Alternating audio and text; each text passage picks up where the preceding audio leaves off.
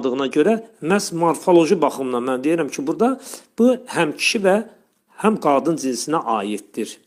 Aləl-ləzinə zalamu, zülm edən kimsələr, kəslər. Alə ön qoşma, burada a, ya mənasındadır. Bunun üst üzəri mənasında var. Əlləzinə, o kəslər ki, nisbi əvəzlikdir, cəmdədir və kişi cinsindədir.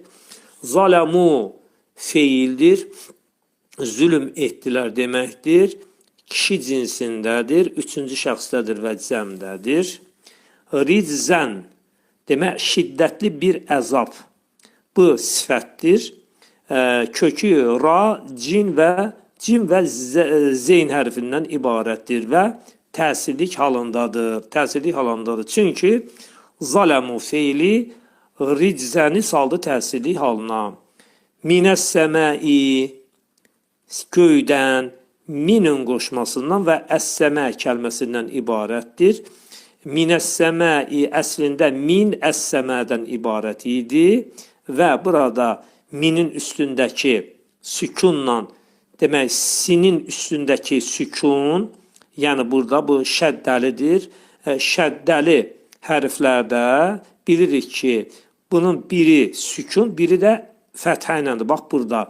Ona görə iki sükun toqquşduğuna görə burada min əs-səmai oldu minəs-səmai. Yəni burada hecanı açmaq üçün heca açılmalıdır. Ona görə bura fəthə gətirildi. Oldu minəs-səmai.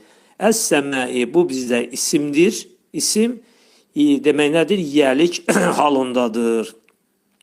Kökü səmə-vədən ibarətdir. Səmə-və. Yəni biz bunu lüğətdən tapmaq istəsək səmanı, səmə-və kökünə baxırıq lüğətdən, səma sözünün mənasını tapacağıq. Əgər kök hərflərini bilməsək, onda sözü biz lüğətdən tapa bilməyəcəyik. Bimə kənu yəfsuqun. Bimə mənası səbəbi ilədir. Səbəbi